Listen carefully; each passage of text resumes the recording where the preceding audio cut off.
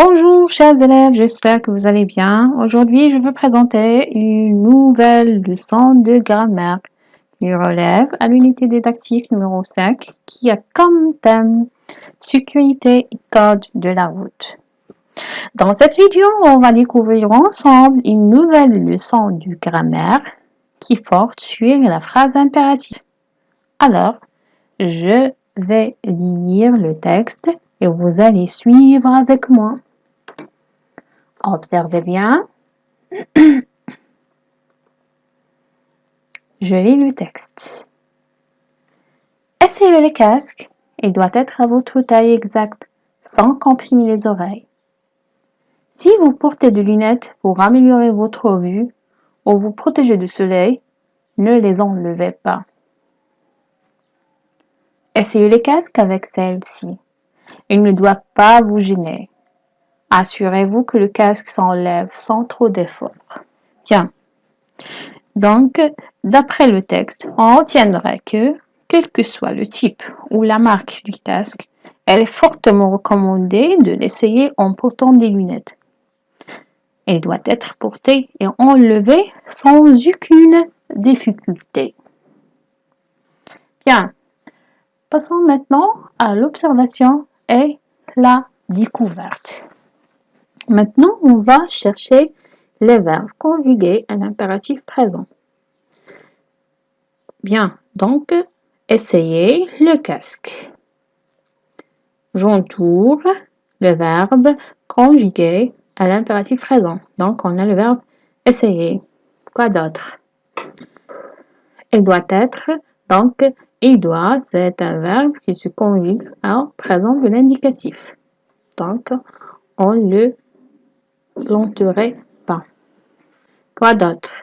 On a aussi le verbe enlever qui est conjugué à l'impératif présent. Essayons encore le casque avec celle-ci. Et enfin, on a le verbe assurez-vous que le casque s'enlève sans trop d'effort. Donc, on a le verbe assurez-vous. Bien, maintenant, on va réécrire les phrases contenant ces verbes. Bien, ne les enlevez pas.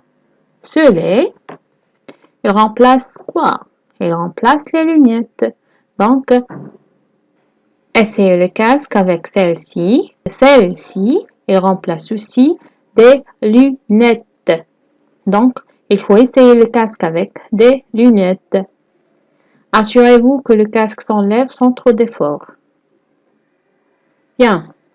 Maintenant, regardez bien. Par quel signe de ponctuation se termine chaque phrase? On a un point, on a un point d'exclamation, on a un point aussi. Bien. Regardez bien, on a le verbe enlever, essayer et s'assurer. À votre avis, qu'exprime la première phrase? Ne les enlevez pas. Regardez bien. Ne les enlevez pas. On a ici la négation de ne pas. Donc, lorsqu'il s'agit de la négation, on peut dire, ou bien, alors on dit que c'est une interdiction. Donc, cette phrase, elle exprime une interdiction, c'est-à-dire, c'est une action d'interdire, d'enlever les lunettes. Interdiction. Maintenant, essayez le casque. Regardez bien. Donc, j'ordonne d'essayer le casque. Je donne un ordre ici. Donne un ordre. Assurez-vous que le casque s'enlève sans trop d'effort. Donc ici, qu'est-ce qu'il exprime cette phrase? Ou bien, donc il exprime un conseil. Donc, un conseil. Il me donne un conseil. Bien, regardez bien. Quand on dit un ordre, c'est comme les lois et les règles. Et quand on dit un conseil, on peut dire que ce sont les avis que l'on donne à quelqu'un sur ce qu'il doit faire. Mais une interdiction, c'est d'interdire quelque chose. Ou bien, lorsqu'il s'agit de la négation, on peut dire que c'est une interdiction. Bien. Donc, on passe maintenant à je manipule et je réfléchis. Regardez bien les phrases qui expriment chacune de ces phrases. Attendons le signal pour passer. Respecte l'agent de police qui règle la circulation. Ne roulez pas à gauche. Donc, attendons le signal pour passer. Ici, dans cette phrase, on donne un ordre à les autres, y compris moi-même, d'attendre le signal pour passer. Donc ici, il nous donne un ordre. En passant maintenant à la deuxième phrase. Respecte l'agent de police qui règle la circulation. Ici, il exprime quoi? Il exprime un conseil. Je donne l'avis de respecter l'agent de police parce qu'il règle la circulation. Ne roulez pas à gauche. Regardez bien, cette phrase contient de la négation, donc automatiquement c'est une interdiction. Il exprime une interdiction. Bien. En conclusion, on retiendra que la phrase impérative, c'est une phrase utilisée pour donner un ordre, un conseil ou une interdiction. Il se termine par un point ou par un point d'exclamation. Elle est construite autour d'un verbe à l'impératif. Donc, on n'y trouve pas de sujet et il n'y a que 3 personnes possibles pour la conjugaison. La deuxième personne du singulier correspond à tu. La première personne du pluriel qui correspond à nous et la deuxième personne du pluriel qui correspond à vous. À titre d'exemple, je vous donne des phrases. Roule doucement car il pleut. Donc ici, je donne un conseil de rouler doucement parce qu'il pleut. Passons à la deuxième phrase. Ne jouez pas au ballon dans la rue. Et c'est une interdiction. On interdit de jouer au ballon dans la rue. Essayez le casque. Ici, je donne un ordre. Dans cette phrase, je donne un ordre. Donc, ce sont des phrases impératives. Pourquoi? Parce que il y a 3 conditions. Premièrement, il exprime bien un ordre, un conseil ou une interdiction. Elles sont toutes à l'impératif. Elles finissent toutes par un point ou un point d'exclamation. Bien, chers enfants, après avoir présenté et étudié la phrase impérative, on passe maintenant aux exercices. Alors, faites attention et réfléchissez bien à la première question. Allez-y, on travaille tous ensemble.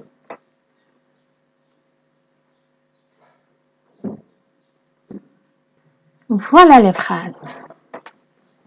Rentre tout de suite chez toi. Elle rentre immédiatement à la maison. Ne pas parler au conducteur. Ne parle pas au conducteur. Interdiction de stationner. Traverse la route sans courir. Regardez bien. La première phrase, elle commence par un verbe conjugué à l'impératif présent. Deuxièmement, il se termine par point d'exclamation. Qu'est-ce qu'il exprime? Elle exprime un ordre. On va répondre par vrai. Elle rentre immédiatement à la maison. Première observation, on a ici quoi? On a un pronom personnel. Donc, ce verbe est conjugué au présent. Donc, faux. Parce qu'il est conjugué au présent de l'indicatif. C'est faux. Regardez bien ici la troisième phrase. Ne pas parler au conducteur. Ici, c'est une interdiction. Elle exprime une interdiction. Mais ce verbe, il est à l'infinitif. Donc, on peut dire que c'est faux. Ce n'est pas d'une phrase impérative. Donc, c'est faux. Ne parle pas au conducteur. C'est vrai. On a le verbe à l'impératif présent. Cette phrase, elle exprime une interdiction et elle se termine par un point. Donc, c'est une interdiction, on peut dire vrai. Donc, regardez bien. Il ne faut pas attirer l'attention du conducteur car elle fait qu'il se concentre sur la route et les dangers qu'il peut y avoir. C'est compris. Donc, ne jamais parler au conducteur. Interdiction de stationner. Ici, donc, il n'y a pas de verbe, donc c'est fou. Le verbe conjugué à l'impératif. Donc, c'est fou. Traverse la route sans courir. Ici, il nous donne un ordre de traverser la route sans courir. Et le verbe est à l'impératif présent. Et cette phrase se termine par un point. Donc, on peut dire que je suis phrase impérative. Bien. Passons maintenant à la deuxième question. Transforme les phrases suivantes en phrases impératives. Je lis les phrases. Tu ne roules pas à vélo devant le camion. Non respectant le code de la route. Vous attendez que le feu passe au rouge. Donc, est-ce que je peux mettre ici? Donc, ne roule pas à vélo devant les camions. On va supprimer le pronom personnel tu et le s pour avoir un verbe à l'impératif présent. Ne roule pas à vélo devant les camions. Passons à la deuxième phrase. Non respectant le code de la route. Donc aussi, on va transformer ce verbe à l'impératif présent. Donc, je peux le conjuguer comme suit. Respectant le code de la route. Donc, je supprime le pronom personnel. Je peux dire respectant le code de la route. Passons maintenant à la troisième phrase. Vous attendez que le feu passe au rouge. Même chose. On va supprimer le pronom personnel vous et garder le verbe attendez que le feu passe au rouge. Comme ça, bien. Mes élèves, j'espère que vous avez très bien compris la leçon d'aujourd'hui. Je vous invite à faire les exercices de je m'évalue dans votre manuel. Merci de votre attention.